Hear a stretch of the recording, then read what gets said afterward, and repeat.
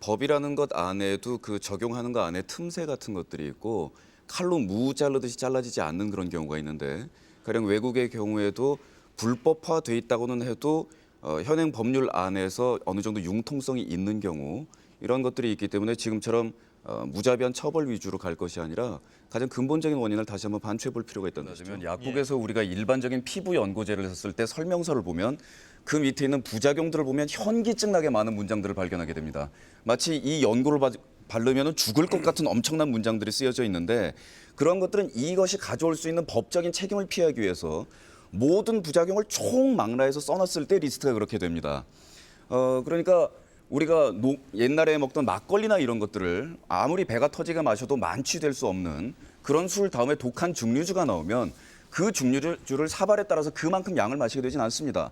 좀 더 강력한 성분을 가진 대마가 나오기는 해도 그것들을 뭐 끝도 없이 사람이 그렇게 피울 수는 없는 문제인데다가 환각 작용에 있어서도 오해를 불러일으키는 것이 최대한 광의적인 표현으로 환각이라는 단어를 썼을 때는 감기약을 복용했을 때 얼굴이 약간 얼얼해지는 이런 느낌조차도 환각이라고 정의를 합니다. 그러나 우리가 이야기를 할 때 지금 대마를 과장을 해서 매스미디어에서 다루고 법적으로 처벌을 할 때 환각이라 하면 일반 대중들이 느끼는 것은 무지개 다리가 건너다리고 뭐 사람이 날아다니고 이런 것들을 환각이라고 이야기를 합니다. 그렇기 때문에 광의로서의 환각과 진정한 의미로서 우리가 마약에 대한 선입견으로 가지는 환각은 분명히 구분되어져서 사용되어야 될 것이고요. 네, 그럼요. 주장을 하시면서 최대한 광의적인 표현을 했을 때 환각 이런 것들을 통틀어서 사용하게 되면 대중들은 계속 혼란을 일으킵니다.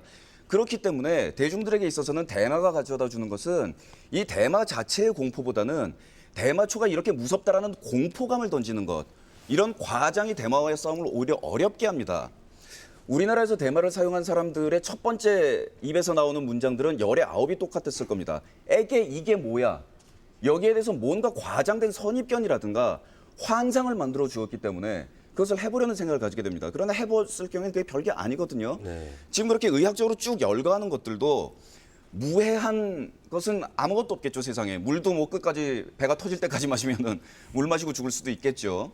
그러나 그런 것들을 일반적인 통상적인 다른 약재들의 범위와 보았을 때 과연 이것을 이렇게까지 떠들썩하게 이야기를 하는 것이 옳은 일인가? 그리고 이렇게까지 처벌을 하는 것이 과연 옳은 일인가? 저희는 그런 의문을 제기하고 있고 아까 말씀하셨던 얘기 중에서 권유, 저희는 누구에게도 대마초를 피라고 얘기를 하고 있지는 않습니다.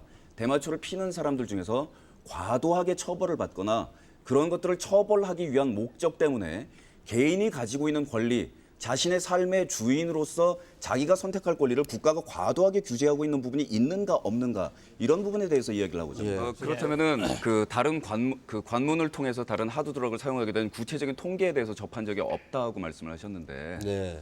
그렇다면 정확한 통계가 사실상 존재하지 않는다는 얘기로군요. 관문 이론에 의해서 소프트 드럭에서 아니요, 거기 하드드럭으로 그 이어가는 학자들이 것이. 주장한 바는 다 논문이 나와 있죠. 그렇다면 그 반대되는 이론인 네.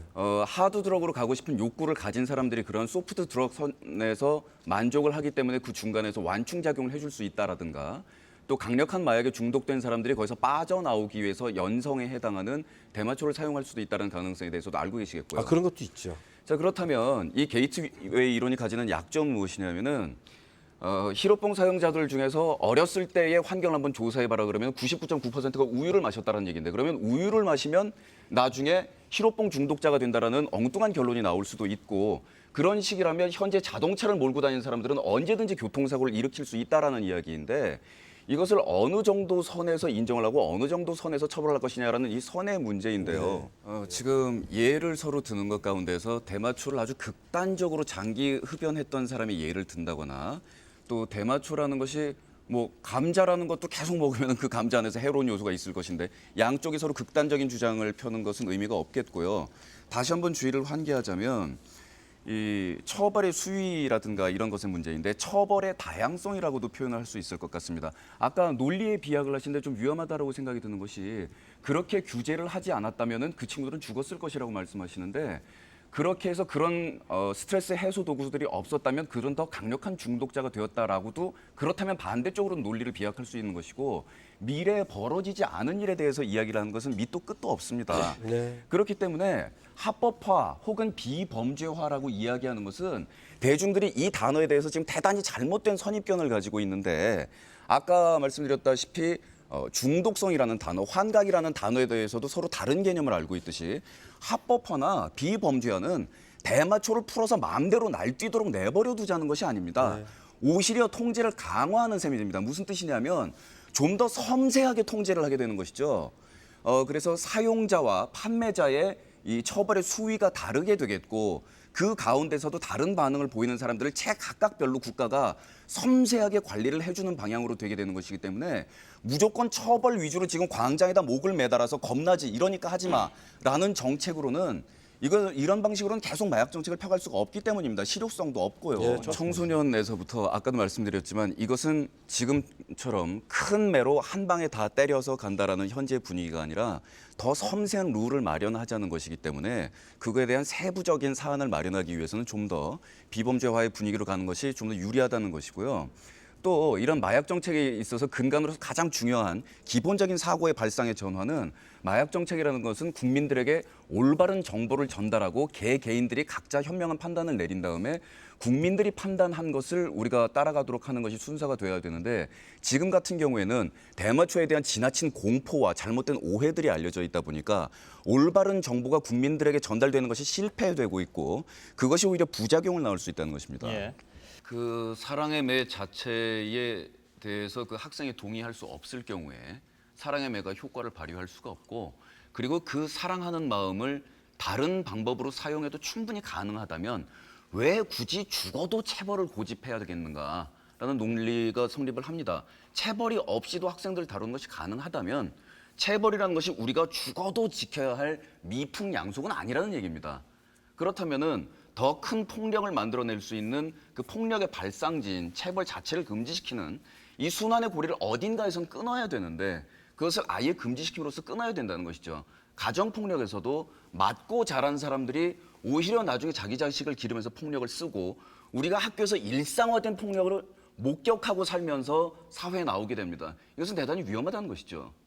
예, 그러면 이렇게 여쭤볼 수밖에 없는데요. 아까 두 선생님께서 잠깐 말씀하셨습니다만 학생하고 합의가 된 상황이라면 물론 그 합의도 강제된 합의일 가능성이 있다고 주장하셨는데 아무튼 합의된 사항이라면 그죠?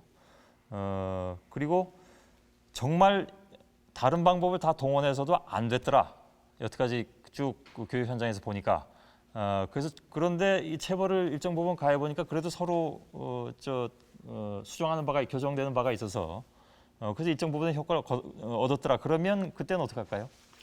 글쎄요, 그 체벌에 대한 이론은 지금 서구 사회에서 60년 이상 그 교육에 대한 효과들이 연구된 부분들인데요. 예. 그 체벌에 대한 이론은 여러 가지 그 이론들에 대한 결함들로 인해서 말하자면 체벌을 쓰다 보면 아이들이 점점 거기에 익숙해지게 되고 그럼 더 센 매를 들어야 하고 이런 것 때문에 이론적으로는 체벌이 효과를 교육적으로 가지지 못하는 것으로 그런 이론이 압도적으로 자리를 잡고 있고 그래서 심지어는 한중일 3개 국가에서도 체벌을 채택하고 있는 나라는 우리나라밖에 없고 그런 상황인 것 같습니다. 그렇기 때문에 저는 모든 수단을 다 동원하고 나서도 체벌밖에 남지 않았을 때라는 상황 자체를 인정할 수가 없고요. 그런 상황이 생겼다고 하더라도 체벌 말고 다른 방법이 가능하다라는 것들을 충분히 찾아낼 성의가 있는 분이 그 사랑의 매를 드는 분이라면 사랑의 매를 들 그 정열로 다른 부분들을 충분히 찾아낼 수 있지 않나라고 생각을 합니다. 체벌을 오래 수단으로 사용해 왔던 국가일수록 그 체벌에서 벗어나서 다른 단계로 가는 데서 어려움을 겪고 있고 체벌을 일찌감치 절단했던 국가는 그 체벌을 완전 금지시킨 상태에서 제도를 운영하는데 오히려 편안하게 운영해 가고 있습니다. 미국에서 몇 개 주가 체벌을 허용하고 있다고는 하지만 그 체벌이 허용된 주에서조차 체벌을 하는 확률은 1.1%에 불과합니다. 실제로 안 하고 있다는 것이죠. 그리고 체벌을 했을 경우에도 당일에 체벌 보고서를 교장에게 제출하면서 체벌을 행사한 일시, 장소, 이유, 성명, 학년, 성별, 인종, 학생의 죄에 대한 증인, 체벌에 대한 학생이나 부모의 반응, 체벌에 관한 교육위원회의 방침과 적정 절차를 모두 보고하도록 되어 있습니다. 바로 이러한 철저한 절차를 통해서 그 선생님의 사랑의 매라고 불리우는 그 체벌이 폭력으로 진화해 나갈 가능성을 철저하게 차단하고 있는 것인데요. 우리 학생들은 어렸을 때부터 폭력을 당연하다라고 배우고 그렇게 학습을 하고 그리고 체벌이 필요하다라는 얘기를 귀에 못이 박히도록 듣습니다. 그러면서 이럴 때는 그 학생들이 체벌에 동의를 했다라고 하면서 그 학생들의 수치를 들이미는데 막상 학생들의 꿈을 묻거나 학생들의 진로를 결정할 때 우리 교육계는 그렇게 묻고 있지 않습니다. 너희들은 공부하는 기계다라고 얘기를 합니다. 기계가 어떻게 판단을 합니까? 그리고 고3이 되면 학생들에게 이런 얘기를 합니다. 1년 동안 죽었다고 생각하자. 시체가 무슨 판단을 하겠습니까? 청소년들이 자신의 스스로 인권이나 판단을 하는 문제에 대해서는 대단히 박하게 굴면서도 그러면서도 학생들의 어떤 체벌이나 이런 데 대한 의견에 대해서는 대단히 관대하게 그것이 학생들이 스스로 동의한 것이라고 인정을 하고 있습니다. 미국과 캐나다와 일부 아시아 국가를 이야기하셨는데요. 독일, 룩셈부르크, 스웨덴, 스페인, 영국, 우루과이, 일본, 중국, 프랑스, 호주, 말레이시아, 미국, 스리랑카, 싱가포르 가운데서 싱가포르 같은 일부 나라, 말레이시아 같은 일부 국가를 빼고는 전부 다 체벌을 금지하고 있습니다. 일본이 지금 체벌 쪽으로 다시 전환을 검토하고 있다고 하시는데 영국에는 공립학교에만 체벌이 금지가 되어 있다가 98년도에 사립학교까지 확대가 되었습니다. 그래서 체벌을 더 금지시키는 방향으로 나아갔고요. 그리고 오늘 이 말씀을 꼭 드리고 싶었는데 사립학교까지 이 체벌 금지가 확대되기 이전에도 영국에서는 어떤 방법을 쓰고 있었냐면 여학생을 남자 선생님이 체벌할 수 없게 되어 있었습니다. 그런데 우리는 현재 여학생을 여선생님이 아닌 남자 선생님이 체벌을 할 수 있습니다. 이것은 중요하게 성적으로 학생들에게 수치심을 줄 수 있는 문제고요.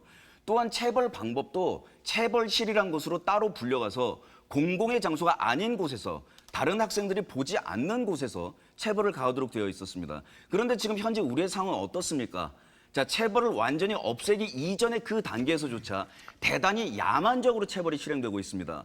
제가 새벽 2시에 하는 라디오 프로그램에도 매주 상담소의 수백 건, 수십 건의 이야기들이 선생님의 체벌로 인해서 마음에 상처를 받은 아이들의 이야기가 보고가 되고 있습니다. 아이들이 반드시 마음으로 승복을 해서 교사의 사랑의 매를 정당하게 떳떳하게 받아들이고 있다라고 생각하시면 정말 교육 현장에 보면 제가 교육자가 아님에도 불구하고 크게 오해를 하고 계신 거라고 말씀드리고 싶습니다.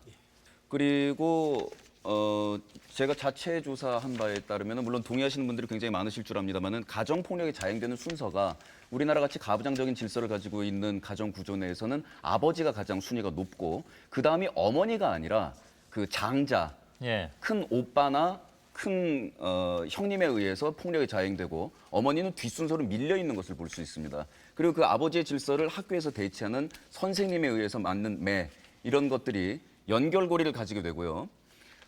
그리고 학생들에 대한 체벌이나 이런 것들이 뚜렷하게 행동 수정을 가져오고 그 뒤에 많은 부작용을 가져오지 않는다면 우리가 체벌을 해야 될 사람들은 학생들이 아니라 범죄자입니다. 범죄자들은 우리를 지금 시시각각으로 위협하고 있고 내 가정을 위협할 수 있고 사회를 위협할 수 있는데 체벌이 진정으로 그들의 행동 수정을 가져온다면 그렇다면 범죄자들에게 주리도 틀고 곤장도 때리고 해서 그들을 고쳐야 우리가 안전해지지 않겠습니까? 그러나 군대에서도 매를 금지시키고 있고 교도소에서도 범죄자를 상대로 폭력을 행사할 수 없고 그리고 원칙적으로는 경찰도 당연히 범죄자를 수사하면서 폭력을 행사할 수 없거든요. 아니 근데 예. 오늘 제가 이 토론에 나온 이유이기도 하고 정말 이 말씀을 드리고 싶어서 이 자리에 나온 거기도 한데 이 방송을 보시는 시청자 여러분들께서는 저희가 무슨 먹고 사는 문제, 돈 문제, 지금 뭐 분배 구조라든가 이런 이야기를 자꾸 하고 있으니까요. 예, 예. 아, 가수들 음악이나 열심히 해야지 먹고 사는 문제, 돈 문제 그거 얘기하려고 나오냐라고 오해하실 수가 있는데 얼마 전에 그 우리나라 대중음악계의 문제점에 대해서 아주 간절하게 호소를 한 웹진에 이런 문장이 있었어요. 우리가 삼성의 존폐 여부를 걱정하는 것은 이건희 회장이 굶어 죽을까 봐 걱정을 하는 게 아니다. 그러니까 저희가 지금 먹고 사는 거에 대한 문제를 이야기하고 있는 것은 이게 집 사고 땅 사고 돈 벌고 뭐 살고 싶어서가 아니라 아니 음악은 계속 해야 되는데 어떻게 해야 우리도 음악을 할 수 있을까 예. 하는 그러한 문제이거든요. 그렇기 때문에 지금 이렇게 되면 이제 어떤 현상이 계속 심화되냐 하면 전업 작가가 자꾸 줄어들게 돼요. 예, 예. 그러니까 가수 말고 부업을 가져야만 되기 때문에 예. 그렇게 되면은 점점점 음악 수준이 하향될 수밖에 없고 예. 지금 많은 가수들이 현직을 떠났고 그리고 음악에다가 지원을 하려는 사람들의 숫자가 줄어들어 버리고 저야말로 되게 행복한 시대에 음악을 숭배하던 시대에 음악을 처음에 공부를 했으니까 음악계에 뛰어들었는데 아마 지금 제가 청소년이라면 어디 멀티미디어나 영화나 이런 걸 공부하지 예. 음악은 못할 것 같아요. 왜냐하면은 돈을 못 벌어서가 아니라 너무 모욕도 많이 받고 뭐 악플러들 이런 사람들을 따라다니는 타겟들 보면 대부분 가수고 예. 음악 해가지고 돌아오는 건 욕밖에 없고 농사 10개 지으면은 9개는 강도가 와서 들고 가고 예. 나머지 1개는 이거 어떡하나 그러면 누가 와서 내가 팔아줄게. 그래서 100원에 팔았다 그러는데 자 너 3원. 근데 거기까지 강도가 들고 간 것도 좋은데 강도분들이 또 훈계도 하세요. 예. 똑바로 하라고. 그러면 이제 음악을 할 이유가 없어지는 거거든요. 그렇게 예. 되면은. 그러니까 주인이 없는데 우리가 누구를 위해서 봉사를 하게 되느냐. 예. 주인이 주인 의식이 없는데 우리가 누구를 위해서 봉사하고 누구를 위해서 노력하게 되느냐. 이게 이제 눈물이 나는 거거든요. 이렇게 되면은. 첨예하게 대립되고 있는 문제이기도 하고 그다음에 현재 음반업계가 불황인 상태에서 그 대안으로 보여지는 어떤 디지털 음원이나 이런 데 대해서 이야기가 오늘 중점적으로 되고 있는 것 같은데 그러면서 오늘 저희가 지나치고 있는 문제 중에 하나가 가장 기본적인 시장인 콘서트. 예. 사람들이 어떤 모바일이나 이런 뭐 디바이스를 통해서 음악을 듣는 것이 아니라 직접 가서 연주를 보고 티켓 값을 지불하고 사실은 음반 시장이라는 것이 존재하기 이전에 먼저 콘서트 시장이 존재하고 그 다음에 음반 시장이라는 게 탄생한 것이거든요. 순서로 볼 때도. 그런데 콘서트 시장의 불합리라든가 그 시장의 협소함이라든가 인프라의 부족이라든가 이런 것들 때문에 우리나라가 치명타를 입은 측면도 대단히 크거든요. 그러니까 예. 사망 소견서에는 MP3라고 마지막엔 써 있는데 그러니까 사망 소견서에 간암이라고 적혀 있어도 뭐 황달도 있고 무슨 병도 있고 무슨 병도 있고 예. 했었으면 많이 못 버텼겠죠. 근데 그런 콘서트 시장의 불합리성도 생각해 봐야 되는 것이 제가 뉴욕에서 이 당대에 휘날리는 유명 락밴드의 공연을 2만 원 정도를 내면 볼 수 있었거든요. 근데 2만 원 정도면은 유명 락밴드의 양질의 공연을 볼 수 있는데 우리나라에서는 공연을 보는데 7만 원에서 8만 원이 들어갑니다. 그러면은 우리나라가 국민 소득이 미국에 비해서 훨씬 낮은데 그렇다면 우리 국민들이 싼 가격의 콘서트를 볼 수 있어야 하는데 정부에서 과연 그런 데 대해서 어떤 지원을 했느냐 예. 인프라 지원이라든가 이런 것에 대해서 뭘 했느냐 요즘 누구나 음악 다운로드 받아가지고 듣는 시대에 CD를 사러 발품 팔아서 CD 가게까지 걸어가시고 그런 분들 저 바보 관객들이시거든요. 제 음반도 곧 나오는데 그냥 다운받아서 다 들으세요. 요즘 누가 CD 사나요? 다 괜찮은데 근데 우리나라 관객들은 너무나 영악해서 저희들에게 정말 필요하고 소중하고 저희가 감사의 눈물을 흘릴 수 있는 분들이 바로 그런 바보 관객들 분이세요. 그리고 음악을 이야기할 때 인터넷에 옛날에 그 PC 통신 시대에 하이테린이 천리안이 이럴 때는 굉장히 인프라가 약했는데도 모여서 좋은 음악을 서로 얘기했거든요. 근데 지금은 모여서 뭐가 나쁜 음악이고 뭐는 못 들어주겠고 이 얘기밖에 안 해요. 그러니까 저희들한테는 한 명의 고양되어 있는 각성되어 있는 움직일 수 있는 자기 발을로 걷는 그 관객이 움직이지 않는 관객 10,000명의 역할을 하는 시대가 바로 지금이고 그분들 한 분 한 분은 정말 중요한 분들이세요. 그런데 그분들 숫자가 너무 적어요. 안타깝게도 그 마지막으로 그 음악하는 사람들을 최소한의 울타리를 쳐줄 만한 그 숫자가 안 돼요. 최소한의 울타리를 쳐주면 어떻게 되겠는데 그 숫자에 이르지 못하기 때문에 다들 이 직업을 버리게 되고 어쩔 수 없이 그렇게 되는 것 같은데 그 숫자가 한 2배, 3배만 됐더라도 얼마나 좋았을까 하는 생각을 좀 해봅니다. 아까 그 사인이 MP3에 적혀 있더라도 그 전에 병명이 한 2페이지 이상 적혀 있다고 그랬지 않습니까? 우리나라 음악계는 지금 총체적인 난국이거든요. 그러니까 그 물질적인 어떤 인프라와의 싸움에 대해서 오늘 우리는 집중적으로 모여서 이야기를 하고 있지만 사실은 음악하고 인간과의 관계를 설정하는 문제에서부터 유치원 때부터 그 이전부터 예술이란 뭐고 교육은 뭐고 여기서부터 우리는 처음부터 잘못돼 있어요. 그러니까 길 가는 사람들한테 음악 없이 살 수 있어요? 그럼 물어보면 음악 없이 못 살지. 이렇게 대답하는 게 더 멋있는데 우리나라 사람들은 음악 없이 왜 못 살아 살 수 있지라고 얘기를 하거든요. 그런 풍토, 그런 토양에서 뭐가 자라날 수 있냐 말입니다. 그러니까 그건 자주 섞인 얘기를 하는 게 아니라 저희가 한편으로는 하소연도 하고 이해도 구하고 그리고 저희들 반성은 또 나름대로 하고 실질적인 액션으로 방법도 강구해보고 음악도 만들어보고 모든 노력을 동시에 지금 다 하고 있는 중이에요. 예. 근데 잘 되지 않고 있는 거죠. 콘서트가 예를 들어서 일본 같은 경우에는 예. 전 일본 투어를 한다 그러면 1년 내로 다 돌지를 못해요. 물론 우리보다 땅덩이가 크고 인구가 많지만 예. 그 현 단위마다 시설들이 상설 조명, 상설 음향이 갖춰져 있는 공연장들이 있기 때문입니다. 예. 그런데 우리나라는 체육 시설로 되어 있는 텅 빈 스타디움에다 무대부터 못 박는 일부터 처음부터 시작을 해야 돼요. 예. 그러니까 관객들이 내는 티켓 값 안에 그 매번 무대 설치하고 매번 조명 설치하고 이런 돈들이 다 들어가 있어요. 그러니까 소비자들이 지는 부담들이 훨씬 커지는 것이죠. 예. 소비자들이 6만 원, 7만 원 미국에 비해서 일본에 비해서 콘서트 값을 더 낸다고 해서 그게 가수한테 돌아가는 것도 아니고 제작자한테 돌아가는 것도 아니에요. 그리고 이런 지경이 되면은 정부에서 이 콘서트 산업이라든가 이런 것들을 취약 산업으로 보고 세제 혜택이라든가 이런 것들을 봐줘야 되는데 예. 전혀 그렇지 않고 오히려 더더욱 가혹하게 돼 있거든요. 심지어는 지금은 뭐 폐지가 됐지만 옛날엔 문예지능기금이라 그래서 이쪽에서 돈을 받아다가 다른 업계에다가 갖다 주는 그런 생돈까지 날려가면서 피눈물을 흘리면서 공연을 했어요. 예. 그러다 보니까 공연을 해서 먹고 산다는 것이 불가능하고 거기다 음반 시장 붕괴되고 이렇게 되니까 이제 증세들이 계속 겹치게 되는 것이죠.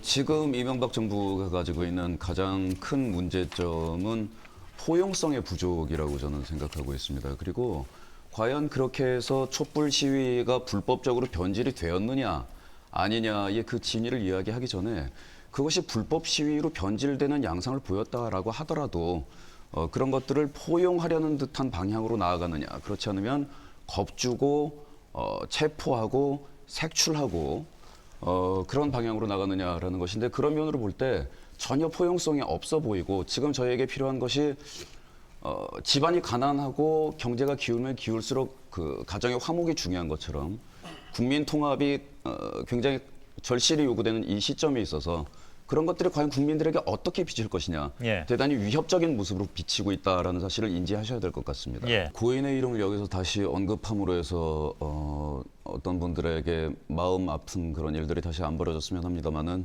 제가 말씀드리고 싶은 것은 이것이 연예인도 사람이구나라는 차원에서의 어떤 사건이 아니라 조금 더 넓은 차원에서 보자면 부와 명성이 우리에게 행복을 보장해주는 그 필요 충분 조건이 되지 못한다라는 네. 그러한 깨달음으로 우리 국민들에게 전해져야 하는 측면이 우리가 간절하게 얻어야 하는 교훈이라고 생각합니다. 우리가 한국 사회를 지금 전후로 이끌고 있는 정신적인 패러다임이 존재하지 않는 국가에서 살아왔다라는 것. 그리고 우리가 흔히 천민자본주의라고 지적하는 그 패러다임 안에서 정신없이 잘 먹고 잘 살자라는 이야기만을 해왔는데 예. 부와 명성을 가진 사람들이 이딴 자살을 택했다는 거. 그렇다면 우리의 삶에서 진정으로 필요한 것이 무엇이냐? 우리는 지금 무언가 열병에 빠진 것처럼 경제 이야기만을 해야 되고 경제 이슈가 아닌 다른 이슈를 꺼낸다는 것 자체가 지금 정신 나간 짓 아니냐라고 이야기할 정도로 경제가 우선시되는 그런 삶을 살고 있는데 예. 거기서 다시 한번 삶의 가치를 되돌아볼 수 있는 그런 사건이 아닌가 싶고요. 악플을 많이 받고 있는 사람으로서 제가 느끼는 모욕감에 대해서 누군가 저를 보호해 줄 요청을 저는 한 바도 없고 욕 많이 먹으면 오래 산다 그러는데 저는 이미 거의 영생의 길에 지금 도달해 가고 있는 중이기 때문에 그다지 필요성을 느끼지 않습니다. 단지 제가 말씀드리고 싶은 것은 인터넷에서 일어나고 있는 여러 가지 처참한 언어들의 폭력과 예. 그러한 현상들은 가장 근본적인 문제로 파고 들어가서 우리 국민들의 품성이 거칠어지고 어린 시절서부터의 품성과 커뮤니케이션에 대한 교육에 문제가 있다라는 점에서부터 출발을 해야지 예. 그것을 처벌하고 법을 만든다고 해서 크게 개선되어질 것 같지 않다라는 점입니다. 예. 이명박 정부가 지금 현재 강압적인 모습으로 보이지 않는다고 생각하신다면 민심을 잘못 읽고 계신 것 같고요. 그리고 민주주의의 후퇴라든가 권위주의의 부활이라는 면에서는 부인할 수 없는 사실이라고 생각합니다. 단적인 하나의 예를 들어볼까요? 제가 다른 어떤 주제를 가지고 100분 토론에 나왔을 때는 제 주위 사람들은 여론에게 제가 문매를 맞을까 봐 걱정하는 거였습니다. 나가지 마라. 너한테 좋을 거 하나도 없어. 그러나 이명박 정부에 대한 이야기가 오늘 주제로 잡히고 나니까 큰일 난다. 너 보복당한다라고 얘기합니다. 물론 그런 일이 실제로 일어나느냐 안 일어나느냐를 제가 이야기한 것이 아닙니다. 사람들이 그 정도로 위협감을 느낀다는 겁니다. 유모차 엄마들을 체포했습니다. 공무원들을 전부 물갈이를 합니다. 방송을 장악합니다. 교과서가 자신들의 이데올로기에 맞지 않는다고 거기에 대해서 일방적인 주장을 펼칩니다. 하다못해 국가의 정책을 펼쳐나갈 때도 전문가 집단에 대해서조차도 거기다가도 이념을 들이댑니다. 정 변호사님께서 말씀하신 것처럼 점령군 행세를 한다라는 표현과 크게 다르지가 않습니다. 이런 경직은 그 행정부가 일일이 사소한 명령을 내리지 않아도 사회 각계각층으로 확산되고 파급됩니다. 그러므로 인해서 모든 경직 현상들이 일어나게 되고 이런 경직 현상들은 나중에 경제가 되살아난다고 해서 쉽사리 회복되지 않습니다. 그래서 그 이명박 대통령께서는 박정희 대통령에 대한 어떤 향수를 가지고 있는지 모르겠지만 국민들이 지금 보고 있는 것은 전두환의 모습이지 박정희의 모습이 아닙니다. 일단 한국에서 좌라는 단어가 가지는 그 금기 사항들 예. 그리고 애시당초에 그런 것들이 이 땅에서 전혀 존립할 수 없었다는 것들. 그래서 좌라는 단어가 등장하면 그것은 곧 악으로 치환되는 그런 구조하에서 현 교과서에서 현 정권과 이념을 같이 하는 혹은 태생적으로 같이 하는 그런 상황에서 불리한 것들이 보여지면 그런 것들을 곧 좌라고 얘기하고 그것을 악으로 치환하는 그러한 방식으로 지금 현재 교과서를 좌편향이라고 규정을 했습니다. 예. 자, 그렇다면 우리가 어디까지 더 좌편향을 수정해야 됩니까? 4.19를 데모라고 이야기하고 그렇다면 우리가 5.18까지 양보해야 됩니까? 그렇다면 60까지 양보해야 됩니까? 어디까지 물러서야 이것이 가운데에 선 교과서가 될 겁니까?